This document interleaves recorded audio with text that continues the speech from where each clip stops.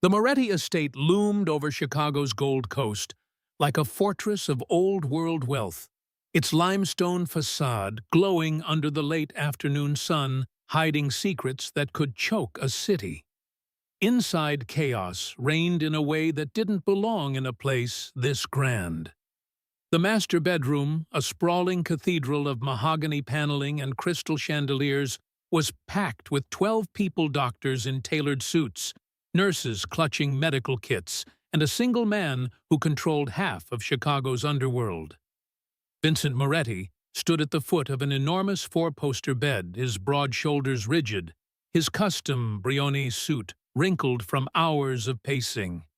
His 9-year-old son Jacob lay convulsing on silk sheets, his small body twisting unnaturally, sweat soaking his dark hair, his lips tinged blue.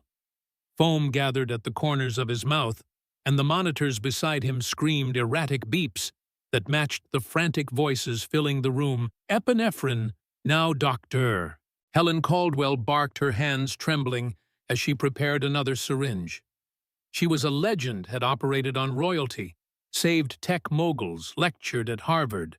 But this boy was slipping through her fingers. Vincent's knuckles whitened around the bedpost, the wood groaning under his grip. At 42, he'd built an empire on fear and blood, controlled the docks from Navy Pier to Calumet, owned judges, and had cops on speed dial. Men whispered his name like a curse. Rival families didn't dare cross him. But now, watching his only heir fight for life, Vincent Moretti was just a father drowning in a terror he couldn't shoot or bribe away. "What's happening?" His voice was low, dangerous, the kind of quiet that made men check their holsters. Dr. Caldwell didn't look up, her eyes fixed on Jacob's vitals. The seizures aren't responding. His body's rejecting everything, medication, fluids, all of it. Vincent's jaw tightened. "Then try something else." His words weren't a suggestion. They were a command. The room froze for a split second. Nurses exchanged glances. A specialist from Seoul adjusted his glasses nervously. They'd been at this for weeks, flying in experts from New York, London, even a neuroscientist from Seoul National University. Experimental drugs, cutting-edge procedures, even acupuncture. Nothing worked. Jacob only got worse, his seizures more violent, his organs starting to fail. Dr. Caldwell finally met Vincent's eyes, and what he saw there turned his blood cold defeat. "Mr. Moretti, we've exhausted every option. His liver's shutting down. I don't think he'll survive the night." The words hit like a sledgehammer. Vincent's hand drifted to the Glock at his waist, fingers brushing the grip. "Let me make this clear," he said, his voice barely above a whisper. "If my son dies, you all die. Every last one of you. Understand? It wasn't a threat. It was a promise." "Doctor," Caldwell's face paled, her lips parting, but before she could respond, Jacob's monitor wailed a shrill, piercing sound that meant the end. His body went rigid, eyes rolling back, chest still. "He's crashing," a nurse shouted. "Get the defibrillator." The room erupted. Doctors yelled orders, equipment clattered. A nurse fumbled with paddles. Vincent stood frozen, his world narrowing to the sight of his son's lifeless form. He'd killed men with his bare hands, burned empires to ash, but he couldn't save Jacob. A knock at the door went unnoticed at first, then another sharper. "Not now." Dr. Caldwell snapped. The door creaked open anyway, and Rosa, the head housekeeper, poked her head in her face, apologetic. "Mr. Moretti, I'm so sorry, but the bakery delivery is here for tonight's dinner. She needs a signature or she can't leave." Vincent whirled on her, his voice a thunderclap. "Get out!" Rosa flinched, but held her ground. She'd served the Morettis for 15 years, knew when to push. Sir, it's the special order you approved organic desserts for Jacob's diet. I thought, I don't give a damn about dessert, Vincent roared, but something in Rosa's words caught him. Organic.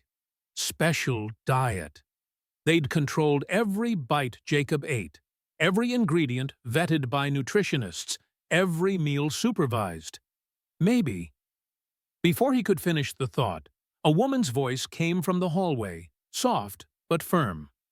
Is everything okay? I heard shouting. Then came the sound that shattered the room's chaos, a raw, agonized scream from Jacob. Not just pain, but the kind of primal suffering that didn't belong in a child.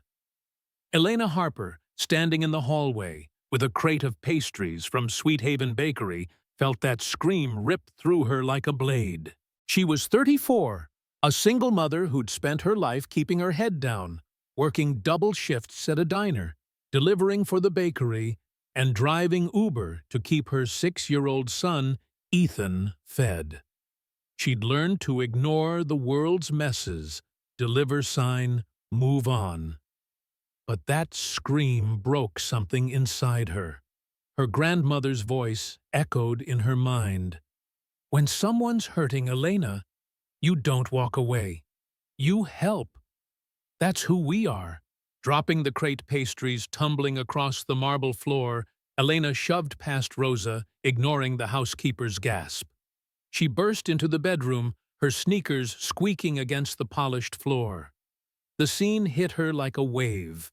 The opulent room, the desperate doctors, the screaming monitors, and in the center, a small boy dying on white sheets. Who the hell a doctor started, but Elena was already moving, dodging a nurse who tried to block her. Get her out, Dr. Caldwell shouted. Elena ducked under an arm, years of navigating crowded diner shifts giving her an edge. She reached Jacob's side, her hands finding his burning chest, feeling the violent spasms tearing through him. His skin was clammy, his lips blue, his eyes vacant. She'd seen this before, not in a hospital, not in any textbook, but 20 years ago, in her grandmother's cramped kitchen in Englewood, when her cousin nearly died from poison. A security guard grabbed her shoulder. Ma'am, you need to leave now. Elena spun, locking eyes with Vincent Moretti. The Mafia boss stared at this stranger in a faded diner uniform and worn jeans, her dark hair pulled back in a messy bun, standing in his son's room like she belonged. Touch me again and you'll lose that hand, she said, her voice steady, despite the fear clawing her chest.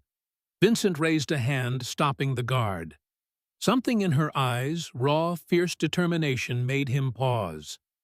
You've got 60 seconds, he said, his tone cold. Then you're done. Elena turned back to Jacob. 60 seconds to save a dying child. 60 seconds to change everything. Her hands moved with a certainty she didn't feel, guided by memories of her grandmother, Mama Louise, who'd raised her in a Chicago tenement where doctors were a luxury. Mama Louise had been a healer, not with degrees, but with herbs, and instinct-saving neighbors when ambulances were too slow. Elena pressed her fingers against Jacob's neck, finding the pulse points Mama Louise had taught her. His heart raced erratically like a machine about to break. I need hot water, clean towels, and ginger fresh. If you have it, powdered if you don't. Also honey, and any dried chamomile you've got. Her voice cut through the chaos, sharp and commanding. Nobody moved. Now she snapped. Rosa bolted her footsteps, echoing down the hall. Dr. Caldwell stepped forward, her face flushed. Mr. Moretti, this is insanity. This woman's no doctor. She'll kill him. Vincent's Glock cleared its holster in a blur, the barrel now inches from Caldwell's forehead. You said he's already dying. She's trying something. You're not. Move! Caldwell's mouth opened, then closed. She stepped back. 40 seconds. Vincent set his eyes on Elena. Elena pressed harder on Jacob's pulse points, her fingers moving to his collarbone, then his wrists applying steady pressure. "His body's in overdrive," she said more to herself than anyone else. "Everything's firing at once. I'm trying to calm it, like resetting a circuit." It sounded insane, but Mama Louise's voice was clear in her head. "The body knows how to heal, Elena. Sometimes it just needs a push." Rosa returned arms full, dumping supplies on a side table. Elena grabbed a towel, plunged it into the steaming water, and wrung it out. She crushed fresh ginger into the cloth, sprinkled chamomile, and drizzled honey, the sharp, sweet scent filling the room. "This is nonsense," Caldwell muttered, but her voice lacked conviction. Elena folded the cloth and pressed it against Jacob's chest over his heart, rubbing slow, rhythmic circles that mimicked a steady heartbeat. Her other hand worked his pulse points, counting under her breath. 1, 2, 3, in. Jacob's body jerked harder. "She's making it worse," a nurse cried. Elena didn't stop. She'd seen this before, the body fighting before it surrendered to healing. She pressed harder, her circles more insistent. 4, 5, 6, in. The monitors screamed louder, Jacob's face still blue, his body rigid. Vincent's finger tightened on the trigger. "Your time's up." 7, 8, 9, in. Elena whispered, sweat beading on her forehead. Then something shifted. Jacob's body stilled. The room went silent, every eye locked on the boy. For 3 agonizing seconds, nothing happened. The monitors flatlined. Caldwell gasped. Elena kept rubbing, kept pressing, kept believing. Then Jacob inhaled a deep, shuddering breath, not of pain, but of life. His chest rose. His fingers unclenched, the blue in his lips fading to pink. The monitor beeped steady and strong. "Oh my God," a nurse whispered.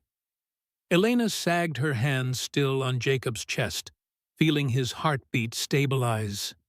It worked. It actually worked. Dr. Caldwell rushed forward, checking the monitors, her eyes wide. "His vitals, they're stabilizing. Oxygen's climbing, heart rate's normal. This shouldn't be possible." But it was. Jacob's eyes fluttered open, confused, scared, but alive. He looked at Elena, his gaze unfocused but present.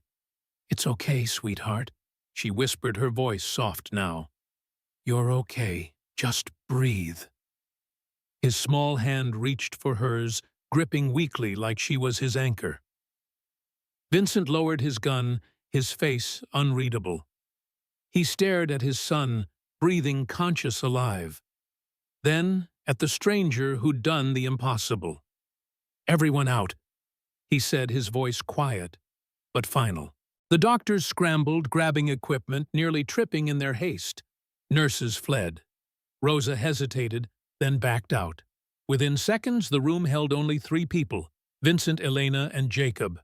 Elena stood, her legs shaky. "I should check my delivery van. I left it." "Sit," Vincent said, his tone stopping her cold. He pulled a chair across the marble floor, the legs scraping ominously, and sat opposite her, his eyes never leaving her face. Up close, she saw the exhaustion in him, the fear he'd buried under his iron exterior. "Who are you?" he asked, each word measured. "How did you do what a dozen experts couldn't? And don't lie." "I'll know." Elena met his gaze, her heart pounding. "I'm Elena Harper. I'm a waitress at Sally's Diner, part-time delivery for Sweet Haven Bakery. I was just dropping off your order." "That's it." Vincent leaned closer. "Nobody's just anything." "Try again." "My grandmother taught me," Elena said, her voice steadier. "She was a healer in Englewood, back when doctors didn't come to our neighborhood. She learned from her mother old remedies for when you couldn't afford a hospital. I watched her save my cousin from poisoning when I was a kid. That's all I know." Vincent studied her, searching for a crack, a lie. You expect me to believe a waitress walked in here and saved my son with some folk cure? I don't expect you to believe anything Elena said. I just heard a kid screaming and couldn't walk away. Now I'd like to go. My son's waiting for me to pick him up from daycare." Vincent almost laughed, a sharp, disbelieving sound. This woman had stormed into his world, saved his heir, and now wanted to go back to her life like nothing happened. "You're not going anywhere," he said, and Elena felt the weight of those words like a chain locking around her. "You're staying until I figure out what's going on here, and you're going to tell me everything you know about what just happened to my son." Elena's stomach dropped. She thought of Ethan, her 6-year-old, waiting at daycare, probably drawing stick figures of them together. She should have walked away, should have ignored the scream. But she hadn't, and now she was trapped in a world she didn't belong. In a world of marble floors, million-dollar paintings, and a man who could make her disappear with a nod. "I need to call my son," she said, her voice firm despite the fear. "Tell him I'll be late." Vincent nodded once. "You can call him, but you're not leaving this house until I say so. We clear?" Elena swallowed hard, her mind racing. "Clear." Vincent stood, his shadow falling over her. "Good. You start tonight. You're going to watch Jacob make sure he stays alive. And if you're half as good as you just showed, you might survive this too." He paused at the door, glancing back. "One more thing, Elena. In this house, trust no one. Not the staff, not the guards, not even me. Everyone's got a price, and some are willing to pay it with blood." He left the door closing with a soft click, and Elena sank into the chair, her hands trembling. She'd saved a boy's life, but at what cost? Outside, the Chicago skyline glittered, indifferent to the storm brewing within the Moretti estate. Elena pulled out her phone, staring at a photo of Ethan, smiling, with his gap-toothed grin. "I'm sorry, baby," she whispered. "Mommy's in deep." She didn't know it yet, but she'd just stepped into a war won where the enemy was closer than anyone realized, and the price of truth might be her life. The Moretti estate at night was a different beast, its grandeur cloaked in shadows that seemed to whisper secrets. Elena Harper stood by the window of the guest room she'd been assigned, a space larger than her entire apartment in Pilsen, with velvet drapes and a bed that looked like it belonged in a museum. She hadn't slept, her mind replaying the chaos of Jacob's near death and the cold steel in Vincent Moretti's eyes when he'd told her she couldn't leave. Her phone sat on the nightstand, Ethan's photo, smiling up at her, 6 years old, all messy curls and trust. She'd called him earlier, her voice steady as she lied to Mrs. Delgado, her neighbor, about a work emergency keeping her late. Ethan had gotten on the phone, his small voice asking, "Mommy, you coming home soon?" She'd promised tomorrow, but as she stared out at the estate's manicured grounds lit by floodlights and patrolled by armed guards, tomorrow felt like a fantasy.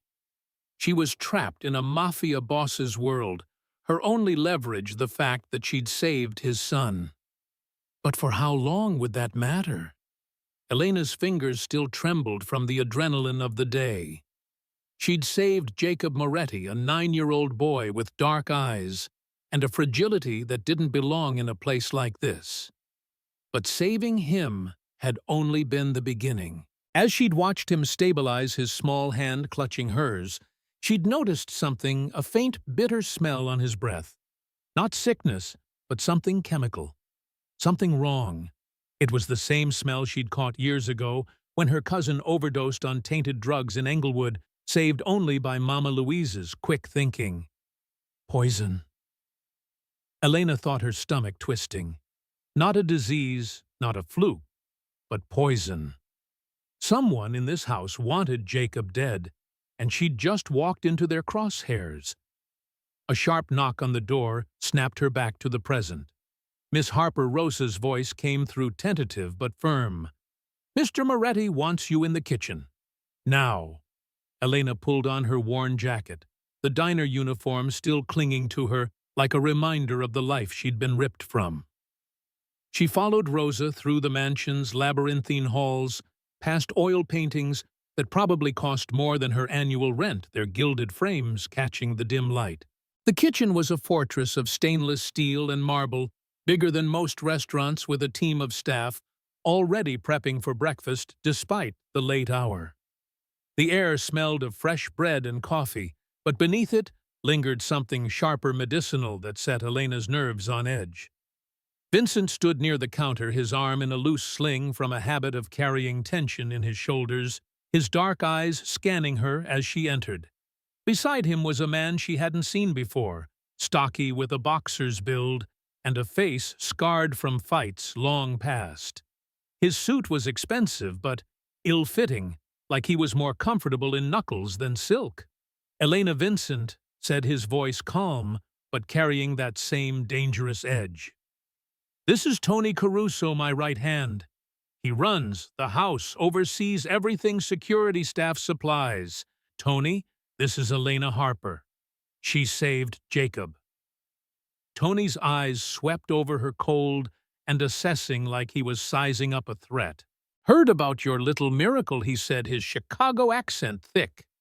"Pretty convenient, you showing up just in time." Elena forced herself to meet his gaze, her heart pounding. "Just luck," she said, keeping her voice neutral. "Right place, right time." Tony's lips twitched, not quite a smile. "Luck don't exist in this house, lady. You're either a saint or a snake." "I'm betting on the latter." Vincent raised a hand, cutting him off. "Enough, Tony. Elena's here to keep Jacob alive. She's got full access to the kitchen, the pantry, anything she needs to make sure his meals are safe." Tony's jaw tightened, his eyes flicking to Vincent. "You sure about that, boss? We got protocols, vetted staff." "You really trust some waitress over our own people?" Vincent's stare could have cut glass. "My son almost died under those protocols, Tony. So yeah, I'm sure. She's in. You make it happen." Tony nodded, but the look he shot Elena was pure venom. "Fine. I'll show her the ropes." He turned and walked toward the pantry, expecting her to follow.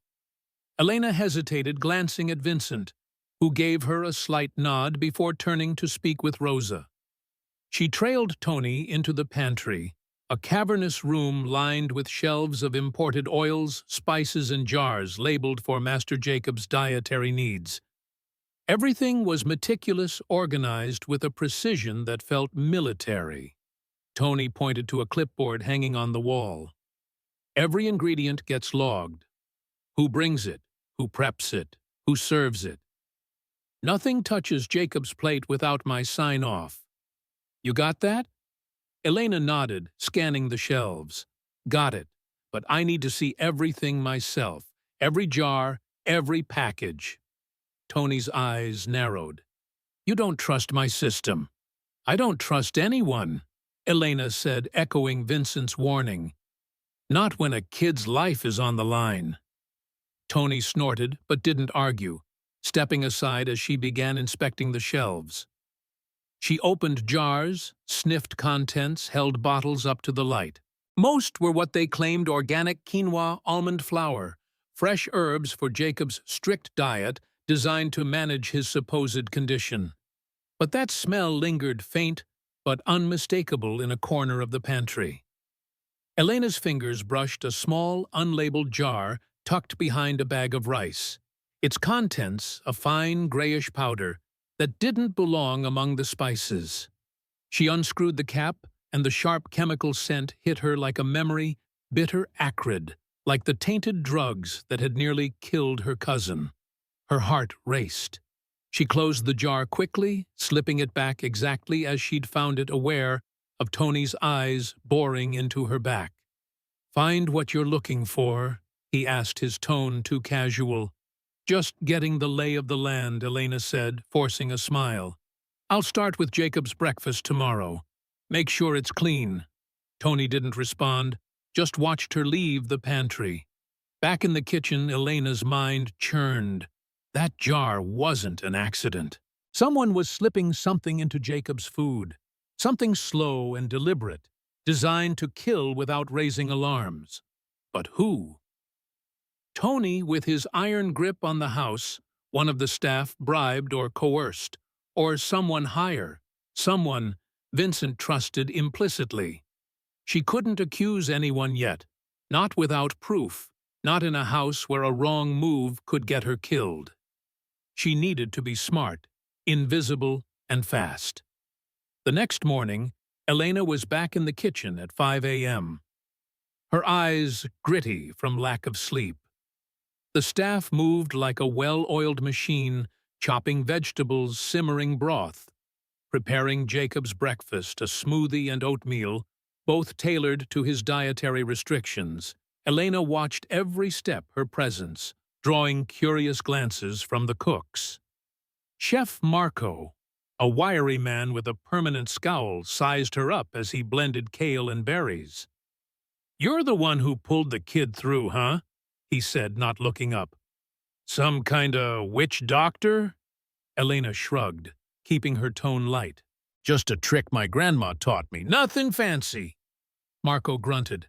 "Fancy don't save lives. Results do. You keep the kid breathing. You're all right by me." It was the closest thing to approval she'd get, but it didn't ease the knot in her stomach. She tasted Jacob's smoothie herself, the bitter undertone faint, but there buried under the sweetness of honey. Her pulse quickened. It wasn't enough to prove anything, but it was enough to confirm her suspicions. Someone was still poisoning him. Elena spent the day shadowing Jacob's meals, her eyes on every hand that touched his food. She noticed patterns. Tony's men, two guys named Frankie and Sal, delivered supplies each morning, their gloved hands handling crates with care, logging everything in a leather-bound book. The kitchen staff rotated, but Marco and a sous chef named Lena always prepped Jacob's meals, supervised by Tony himself. Everything was documented, checked, double-checked. It should have been airtight, but poison was still getting through. By afternoon, Elena was allowed to see Jacob, who was sitting up in bed, his face still pale, but his eyes brighter. He smiled when he saw her, a shy, lopsided grin that reminded her of Ethan. "You're the lady who helped me," he said softly, clutching a stuffed dinosaur. "I feel better now." Elena knelt beside him, checking his forehead out of habit. "I'm glad, sweetheart. I'm going to make sure you stay that way." "Okay?" He nodded, then leaned closer, his voice a whisper. "Sometimes my juice tastes funny. Like medicine. I don't tell Daddy, 'cause he gets mad." Elena's blood ran cold. "When does it taste funny, Jacob?" He shrugged, looking nervous. "After Uncle Tony brings it. He says it's special vitamins, but it makes my tummy hurt." Uncle Tony. The words hit like a punch. Tony Caruso, Vincent's right hand, his oldest friend, the man who'd saved Vincent's life during a turf war a decade ago. Could he really be poisoning Jacob, Elena? Forced a smile, brushing Jacob's hair back. "You don't have to drink anything that tastes bad, okay? Tell me if it happens again." Jacob nodded, clutching his dinosaur tighter. Elena stood, her mind racing. She needed proof, something solid, before she could go to Vincent. Accusing Tony without evidence was a death sentence. Not just for her, but for Ethan. That night, Elena slipped back to the pantry, her heart hammering as she used a spare key she'd swiped from Rosa's office. The mansion was quiet, the kind of quiet that felt alive with danger. She found the unlabeled jar again, this time taking a tiny sample, sealing it in a plastic bag she'd tucked in her pocket. She'd need to test it somehow, somewhere outside this house, but that meant getting out, and Vincent had made it clear she wasn't going anywhere. As she closed the pantry door, a shadow moved in the hallway. Elena froze, pressing herself against the wall, her breath shallow. Footsteps approached, heavy, deliberate. A flashlight beam swept the kitchen, and a voice growled, "Who's there?" It was Frankie, one of Tony's guys, his bulk filling the doorway. Elena's hand closed around a paring knife on the counter, her pulse deafening. "Just me," she called, stepping into the light, forcing her voice to stay calm. "Checking ingredients for Jacob's breakfast." Frankie's eyes narrowed, his hand resting on the gun at his hip. "Middle of the night's a funny time for that." "Kid's life's on the line," Elena shot back. "I don't sleep when he's at risk." Frankie stared, then grunted, lowering the flashlight. "Stay out of trouble, lady. This ain't your world."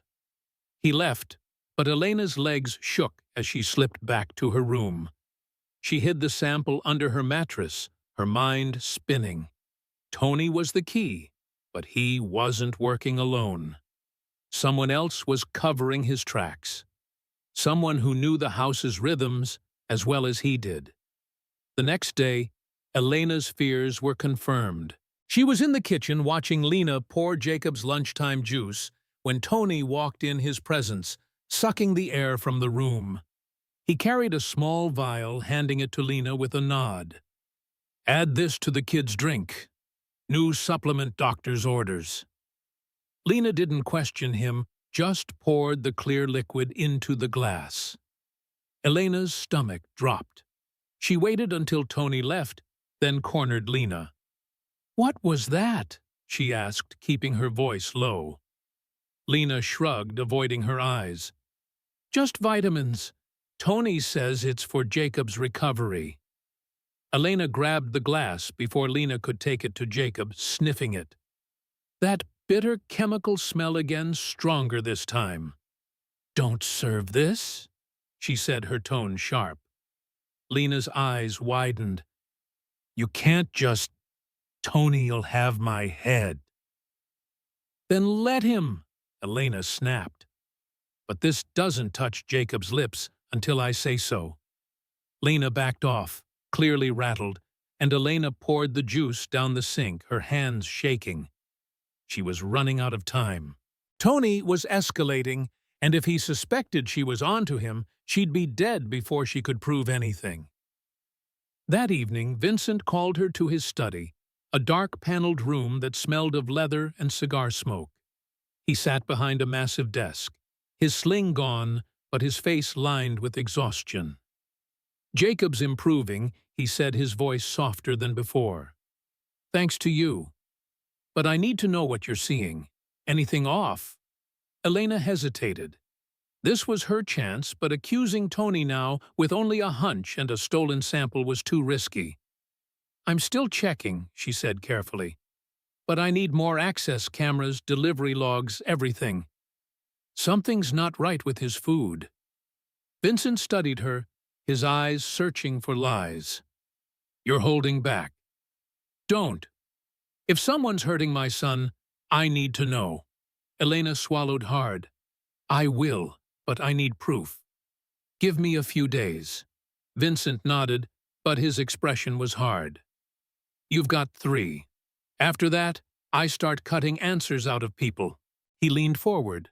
"And Elena, if you're playing me, there's nowhere you can hide. Not you. Not your kid." The threat hung in the air, cold and real. Elena nodded, her throat tight, and left the study, the weight of his words pressing on her chest. She was in deeper than she'd ever imagined, caught between a poisoned boy and a traitor who'd kill to keep his secret. And somewhere in Chicago, Ethan was waiting, unaware his mother might not come home. The Moretti Estate's dining hall glowed under the weight of its own opulence, a cavernous space where crystal chandeliers cast golden light across a table set for a king. Polished silver gleamed plates of bone china sat pristine, and the air carried the rich scent of roasted lamb and rosemary prepared for a celebration that felt more like a war council. Vincent Moretti had called the dinner to mark Jacob's recovery, a defiant signal to his inner circle and Chicago's underworld that the Moretti family was unbreakable. But Elena Harper, standing in the corner of the kitchen, her hands dusted with flour from helping prep desserts, knew the truth. The real threat wasn't outside these walls. It was sitting at that table, hidden among the tailored suits and loyal oaths, sipping wine and smiling like a friend. Tony Caruso. Vincent's right hand was poisoning Jacob, and tonight Elena would either expose him or die trying. She'd spent the day in the kitchen, her eyes tracking every move, her mind racing to piece together a plan. The unlabeled jar of grayish powder she'd found in the pantry, the bitter smell in Jacob's juice, the boy's whispered confession about Uncle Tony's special vitamins, it all pointed to Tony. But accusing him outright was suicide. Tony had been with Vincent for 20 years, saved his life in a shootout in Little Italy, stood by him when rivals tried to carve up their empire. In this world, loyalty was currency, and Elena was a nobody, a waitress from Pilsen who'd stumbled into a Mafia stronghold. She needed undeniable proof, something public, something that would force Tony to betray himself in front of Vincent's most trusted men. The dinner was her chance, a high-stakes gamble where one wrong move could cost her everything. Elena had pitched her idea to Chef Marco that morning, masking her intentions behind a smile. "I want to make a special toast," she'd said, stirring a pot of broth to blend in with the kitchen's rhythm. "A traditional herbal drink my grandma used to serve at family gatherings. For Jacob's health." Marco, wiping sweat from his brow, had raised an eyebrow, but didn't argue. "You saved the kid. You want to play bartender, be my guest. Just don't screw up my menu." He'd given her free rein, unaware she was crafting a trap. Elena had spent hours preparing individual glasses of a simple herbal tonic, mint lemon honey, a splash of gin for the adults, harmless and refreshing.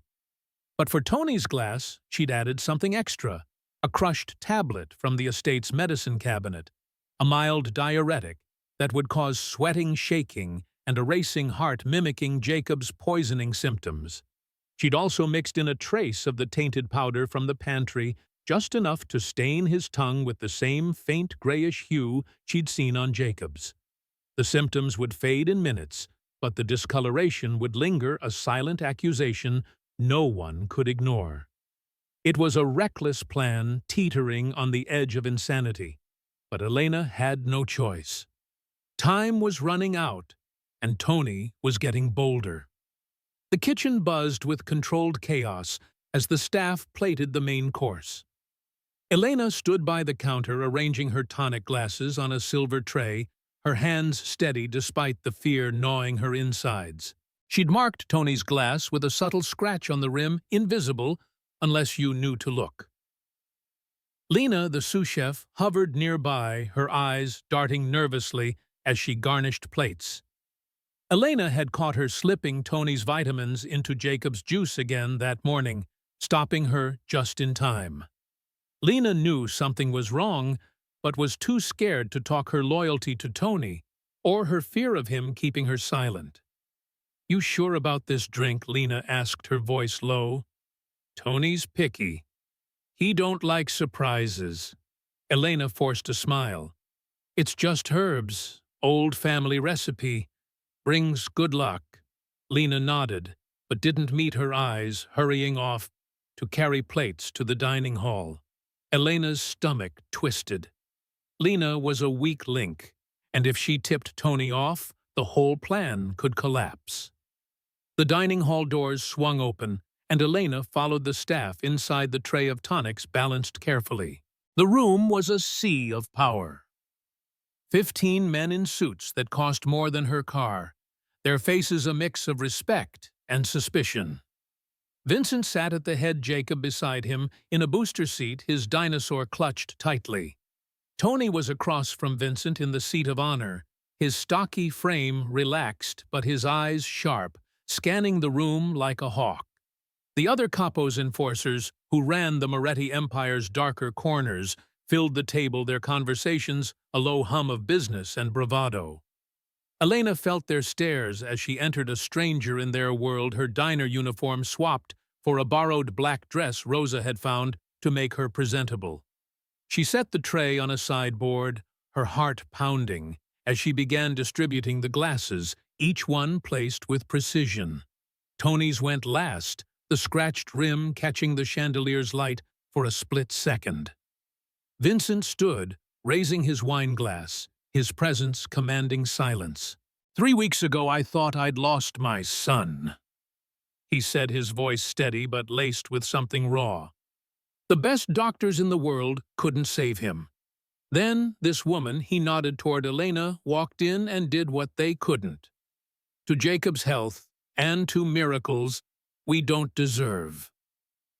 Murmurs of agreement rippled through the table, some genuine, others skeptical. Glasses clinked, and Elena caught Tony's eye as he lifted his wine, his expression unreadable. She nodded to Marco, who stepped forward with her tray. "A special toast," Marco announced, his voice gruff but proud. "Miss Harper's family recipe for Master Jacob's recovery." The staff passed out the tonic glasses, and Elena held her breath as Tony took his fingers brushing the scratched rim. He raised an eyebrow at her. "You're doing, huh?" he said, his tone light, but edged with suspicion. "Old family secret," Elena replied, her voice calm despite the adrenaline flooding her veins. "My grandma said it wards off evil and reveals truth." Tony's eyes flickered, fear maybe, or calculation, but he couldn't refuse, not with Vincent watching, not with the whole room raising their glasses. "To family," Vincent said, his voice carrying the weight of a vow. "To loyalty." The men echoed him, and everyone drank. Elena counted silently, her eyes on Tony. The tablet would take 3 to 5 minutes to kick in. She'd timed it perfectly, or so she hoped. The room settled back into conversation, laughter mixing with the clink of cutlery. Jacob giggled at something a capo said, his small voice cutting through the tension in Elena's chest. For a moment, it felt almost normal, like a real family dinner. Then Tony coughed, a small sound at first barely noticeable. Elena's pulse quickened. He set his glass down, his hand trembling slightly, and wiped his forehead with a napkin. "You okay, Tony?" The capo beside him, a wiry man named Gino, asked, frowning. "Fine," Tony said, but his voice was tight, his face paling. Sweat beaded on his temples, and his fingers twitched against the tablecloth. Elena moved closer, pretending to clear empty glasses, her eyes locked on Tony. 30 seconds later, his breathing grew shallow, his hand clutching his chest. "What the hell?" he muttered, his voice hoarse. The room's chatter faded as heads turned. Vincent leaned forward, his eyes narrowing. "Tony, what's wrong?" Tony tried to stand, but his legs buckled, and he gripped the table, knocking over his water glass. It shattered on the floor, the sound sharp in the sudden silence. "I don't feel right," he gasped, his face now slick with sweat, his hands shaking violently. Elena stepped forward, her voice cutting through the tension. "It's just like Jacob," she said, loud enough for everyone to hear. "The shaking, the sweating, the way his heart's racing. That's what your son went through, Mr. Moretti. Every day, every meal." The room froze, every eye on her. Vincent's face was stone, but his gaze flicked to Tony, then back to Elena. "What are you saying?" he asked, his voice dangerously low. Elena knelt beside Tony, who was now slumped in his chair, his breathing ragged. She gently pulled back his upper lip, revealing his tongue. "Look, she said, pointing to the faint grayish tint along the edges, identical to what she'd seen on Jacob's. That's not from my drink. That's from the same poison that's been killing your son. The poison someone's been slipping into his food, his juice, his vitamins. Vincent was out of his seat in an instant, crossing the room to see for himself.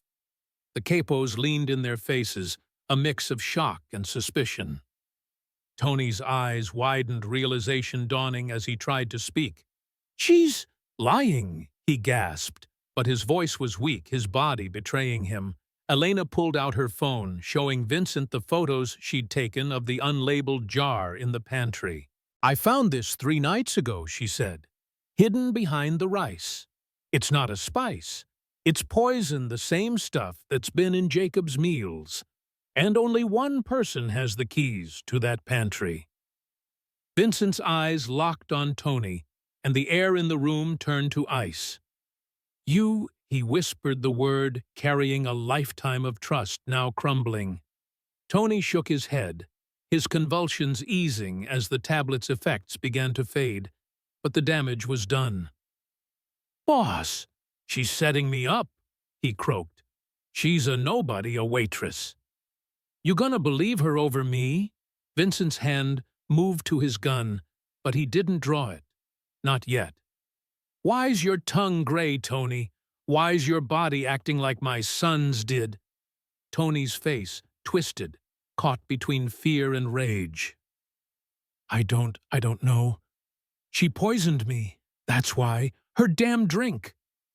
Elena stood her ground, her voice steady. "The drink's harmless. The symptoms will pass in 10 minutes. But that powder in the pantry, that's what's been killing Jacob. And you're the only one with access to it." The capos shifted hands, resting on concealed weapons, their loyalty to Vincent warring with their shock. Gino spoke up, his voice hard. "Boss Tony's been with you forever. This chick's been here, what, a week? You really buy in this?" Vincent didn't answer, his eyes still on Tony, searching for a crack in the man he'd called brother. Jacob's small voice broke the silence, trembling but clear. "Uncle Tony gave me special candy," he said, clutching his dinosaur. "It tasted bad, like medicine. He said it'd make me strong, but it hurt my tummy." The room went still, the boy's words a blade cutting through the tension. Vincent's face changed, the last piece of trust shattering. "You gave him candy?" he asked Tony, his voice barely a whisper. Tony's eyes darted, trapped. "Just vitamins, boss, for his health." But his voice cracked, and everyone heard it. Elena saw her moment and pressed it. "Check his pockets," she said. "If he's got nothing to hide, let's see." Vincent nodded, and 2 capos grabbed Tony, pinning his arms as he struggled weakly, the tablet's effects still lingering. Gino reached into Tony's suit jacket and pulled out a small plastic bag inside tiny brown squares that looked like chocolate but smelled sharp chemical. Vincent took the bag, holding it up to the light, his face a mask of cold fury. "This, what you've been feeding my son?" he asked, each word a step closer to violence. Tony's mouth opened, but no words came. His silence was louder than any confession. The capos stepped back, their hands on their guns, ready for Vincent's order. Elena's heart pounded. She'd done it, exposed him, but the danger wasn't over. Tony's eyes locked on her, pure hatred burning in them. "You," he spat, his voice regaining strength, "you think you've won? You don't know this world. You don't know what you've started." Before anyone could react, Tony lunged not for Vincent, but for Elena, his hand pulling a knife from his belt. The blade flashed, aimed at her throat. Elena stumbled back, her arm, knocking over a tray of glasses, the crash deafening in the tense room.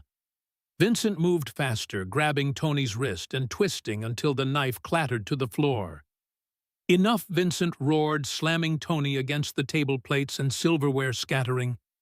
Jacob cried out, shrinking into his chair, and Elena rushed to him, pulling him down to the floor, shielding him with her body. "Close your eyes, sweetheart," she whispered, her voice shaking but firm. "Don't look. Just stay with me." Above them, the dining hall descended into chaos. Capos shouting, guards bursting through the doors, their guns drawn, but hesitating as Vincent grappled with Tony. "You poisoned my son," Vincent said, his voice low and lethal, his hands around Tony's throat. "My blood, my air." Tony fought back, landing a weak punch to Vincent's chest, but the fight was already over. Vincent slammed him into the wall, the impact shaking a framed painting loose. "Why?" he demanded, his voice breaking with betrayal. Tony's face twisted not with remorse, but defiance. "You're losing your edge, Vince," he hissed. "You're soft worrying about the kid playing house instead of running this city. With him gone, you'd be the boss we need again." The words hung in the air, a confession no one could deny. Vincent's expression went blank, a terrifying calm settling over him. He released Tony, stepping back, and drew his gun in one smooth motion. "You're wrong," he said, his voice cold as steel. "I'm exactly the boss this city needs. And you're just..."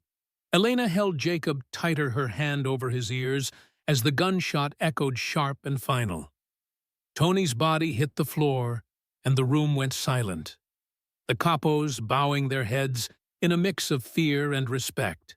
Vincent stood over his oldest friend's body, his gun still in hand, blood pooling on the polished floor. "Let this be a lesson," he said, his voice carrying to every corner of the room. "No one touches my family. No one betrays me. Loyalty is everything." The capos murmured their agreement, their allegiance reaffirmed in blood. Vincent turned to Elena, still crouched with Jacob, his expression softening just enough to be human. "Get him out of here," he said. Elena nodded, lifting Jacob into her arms, his small body trembling as she carried him from the carnage, her own heart racing, but her resolve unbroken. She'd exposed the traitor, saved the boy, but the cost was written in the blood on the floor, and in the knowledge that she was now deeper in Vincent Moretti's world than ever. The sun rose over Chicago's Gold Coast, painting the Moretti estate in hues of amber, and rose a deceptive calm after the storm of the previous night. Elena Harper stood on the balcony outside Jacob Moretti's bedroom, her hands wrapped around a chipped diner mug filled with coffee that had gone cold. Below the estate's grounds stretched out manicured lawns and stone fountains hiding the blood that had spilled hours ago in the dining hall. Jacob, now 9 years old, and finally free of the poison that had nearly killed him, slept peacefully inside his stuffed dinosaur, tucked under his arm, his breathing steady for the first time in weeks. Elena hadn't slept her mind, replaying the gunshot that ended Tony Caruso's life, the look of betrayal in Vincent Moretti's eyes, and the weight of her own choices. She'd saved a boy, exposed a traitor, but at what cost? She was still here, trapped in a world of marble and menace, her own son Ethan waiting across town unaware his mother was now entangled with a Mafia king. The balcony door creaked open, and Vincent stepped out, his arm in a fresh sling from the fight with Tony, his face etched with exhaustion, but softer than she'd ever seen it. "You're up early," he said, his voice low, carrying none of the cold command from the night before. Elena glanced at him, her hands tightening around the mug. "Couldn't sleep. Too much to think about." Vincent nodded, leaning against the railing, his gaze fixed on the horizon. First time seeing a man die, he asked not unkindly. Elena's throat tightened. First time being the reason one did. Vincent's jaw clenched, but he didn't look at her. "You saved my son. Twice. Once from the poison, once from the man who put it there. Don't carry his death. That's on Tony. Elena wanted to believe him, but the image of Tony's body hitting the floor, the blood pooling under the chandelier's light, was burned into her mind. She'd walked into this house to deliver pastries, not to start a war. But she had, and now she was part of it. Inside, Jacob stirred his small voice, calling out, "Elena." She set the mug down and went to him, Vincent following silently. The boy sat up in bed, his dark hair messy, his eyes brighter than they'd been in days. "You're still here," he said, a shy smile breaking across his face. Elena knelt beside him, brushing his hair back, checking his forehead out of habit. "Told you I'd stay, sweetheart. How do you feel?" Jacob clutched his dinosaur, his smile widening. "Good. Really good. No tummy aches." Elena's heart lifted, but her eyes caught the faint grayish tint still lingering on his tongue, a fading remnant of the poison. It would take time to flush completely, but he was healing. "You're tough," she said, ruffling his hair, "tougher than most." Jacob giggled, then looked at Vincent, his smile faltering. "Daddy, is Uncle Tony really gone?" Vincent sat on the bed's edge, his good hand resting on Jacob's shoulder. "Yeah, buddy, he's gone, but you're safe now. I promise." Jacob nodded, but his eyes flicked back to Elena, seeking her reassurance.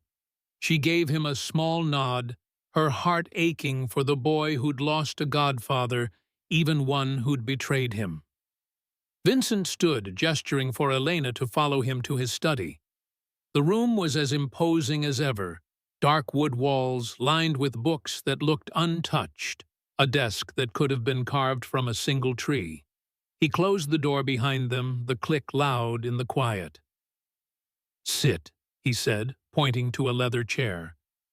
Elena sat, her hands folded, bracing for whatever came next. Vincent pushed a manila folder across the desk. "This is a deed to a house in Evanston," he said. 4 bedrooms, good schools for your son. It's yours, paid in full. There's also a bank account in your name, $500,000 to start more added monthly. You and Ethan won't want for anything." Elena opened the folder, staring at the paperwork, the numbers blurring before her eyes. It was everything she'd ever dreamed of for Ethan. Security, a future, a life without scraping by. But she closed the folder and slid it back. "I can't take this," she said, her voice steady, despite the storm inside her. Vincent's eyebrows rose, a rare flicker of surprise crossing his face. "Why not?" "You earned it. You saved my son." Elena leaned forward, meeting his gaze. "Jacob still needs me. He's been through hell, Vincent. He needs someone he trusts, someone who checks every bite he takes, someone who makes sure this never happens again. Money's nice, but it doesn't keep him safe." Vincent studied her, his eyes searching for an angle, a motive. "You want to stay here in this house after what you saw last night?" Elena's mind flashed to Tony's final moments, the gunshot, the blood. She thought of Ethan waiting for her and the life she'd promised him. But she also saw Jacob's small hand gripping hers, his trust in her absolute. "I'm not here for you or your empire," she said. "I'm here for that boy. Let me stay. Let me oversee his meals, make sure every ingredient is clean. That's all I want." Vincent leaned back, a faint smile tugging at his lips, not the dangerous one she'd seen before, but something warmer, almost human. "You're either the bravest woman I've ever met or the most stubborn." "Probably both," Elena said, and Vincent laughed, a low, genuine sound that cut through the room's tension. "All right," he said, standing and extending his hand. "You stay. You watch Jacob, keep him safe. But the house and the money, they're yours, anyway. For Ethan. For what you've done." Elena shook his hand, her grip firm despite the tremor in her fingers. "Thank you," she said, and meant it. But as she left the study, the weight of her decision settled over her. She was choosing to stay in a world where trust was a luxury, where betrayal was paid in blood. She thought of Ethan, his gap-toothed smile, and whispered a silent promise to get back to him no matter what. That afternoon, Elena found Jacob in the kitchen sitting on a stool watching Marco knead dough. The boy's face lit up when he saw her. "Elena, can we make something like cookies or something?" Elena smiled, her heart lifting at his enthusiasm. "Sure thing, kiddo. Let's make my grandma's ginger snaps. They're the best." Marco grunted, handing her a mixing bowl. "Don't mess up my kitchen miracle worker." But there was a grudging respect in his tone. Elena set to work guiding Jacob's small hands as they measured flour-grated ginger and stirred molasses. The kitchen filled with the warm, spicy scent, and for a moment, it felt like home. Not the cold grandeur of the estate, but the cramped apartment where she'd baked with Ethan, laughing over spilled sugar. Jacob giggled as he rolled dough into balls, his fingers sticky, his eyes free of the fear that had haunted them. "This is fun," he said, popping a piece of dough into his mouth. Elena swatted his hand playfully. "Save some for the oven, you little thief." Vincent appeared in the doorway, watching silently. Elena caught his eye, and for a moment their gazes held hers steady, his unreadable, but softer than before. He'd lost his closest friend, discovered a traitor in his inner circle, nearly lost his son. But watching Jacob laugh, his hands covered in flour, Vincent saw something he hadn't in years. A glimpse of normalcy of a life not defined by power or fear. Elena was at the center of it, her presence grounding Jacob in a way Vincent never could. She wasn't just a waitress who'd stumbled into his world, she was a reminder that strength didn't always come from a gun or a throne. Sometimes it came from a woman who'd risk everything for a child she barely knew. As the cookies baked, Elena took Jacob outside to the estate's garden, a sprawling maze of roses and fountains. They sat on a bench, the boy munching a warm ginger snap crumbs on his chin. "You're gonna stay, right?" he asked, his voice small but hopeful. "Like, forever?" Elena squeezed his hand, her heart aching. "As long as you need me, kiddo, I promise." Jacob leaned against her, his head on her shoulder, and Elena felt a fierce protectiveness surge through her. She'd faced down a Mafia boss, exposed a traitor, and walked through a world where one wrong step meant death. But sitting here with Jacob's trust in her, she knew why she'd stayed. It wasn't just about saving him, it was about giving him a chance to be a kid, not a pawn in his father's empire. Vincent joined them, his shadow falling across the bench. "He likes you," he said, his voice quiet. "More than he's liked anyone since his mother died." Elena looked up, surprised by the admission. "He's a good kid," she said. "He deserves better than what he's been through." Vincent nodded, his eyes on Jacob, who was now chasing a butterfly through the roses. "I thought I could protect him," he said, almost to himself. "Thought I could control everything, my men, my city, my family. But Tony, he was my brother, and he nearly took everything from me." Elena heard the pain in his voice, the weight of betrayal. "You trusted him," she said softly. "That's not weakness. It's human. The mistake was his, not yours." Vincent's gaze met hers, and for the first time she saw gratitude, not suspicion. "You didn't have to do this," he said. "You could have walked away, taken the money, started over. Why didn't you?" Elena looked at Jacob, laughing as he tried to catch the butterfly, his dinosaur tucked under his arm. "Because he needed me," she said simply. "And because I know what it's like to feel alone, to have no one in your corner. My grandma taught me to help when I could, no matter the cost. That's who I am." Vincent didn't respond, but his silence was heavy with understanding. He'd built his life on power, on fear, on loyalty, bought with blood. But Elena was different. She acted without expecting anything, without an angle. In his world, that was rarer than gold.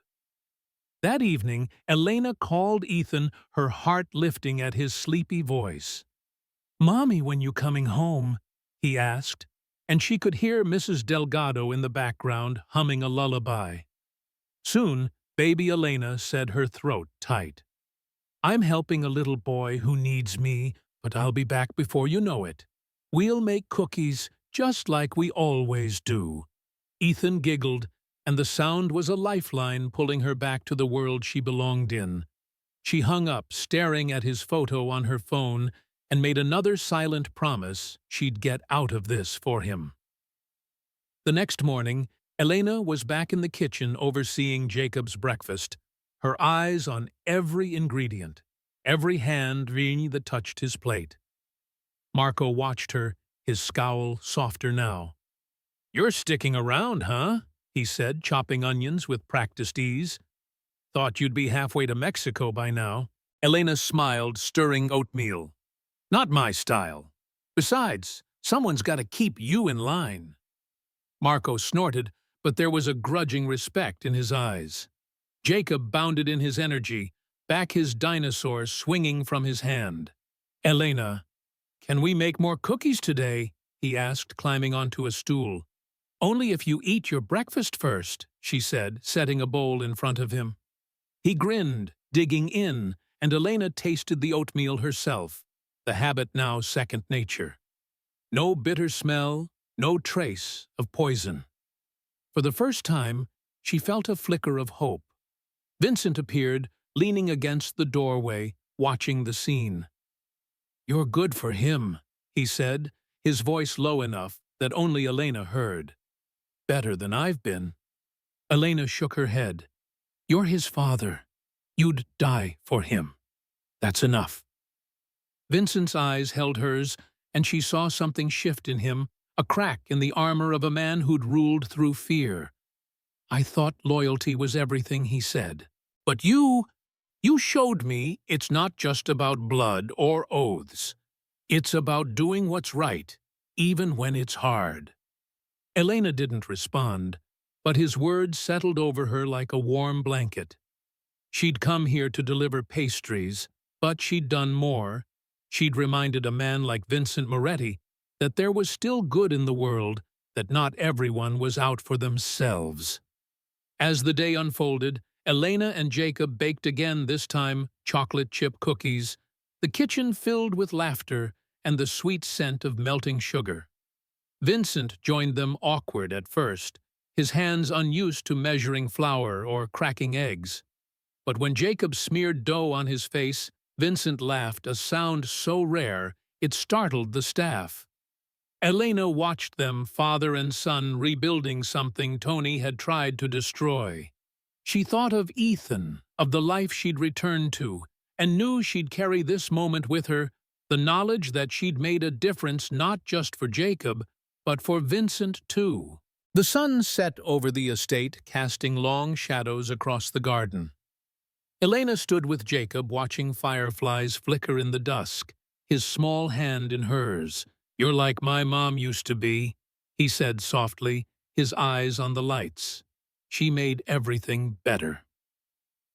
Elena's heart clenched, but she smiled. "I'm just me, kiddo.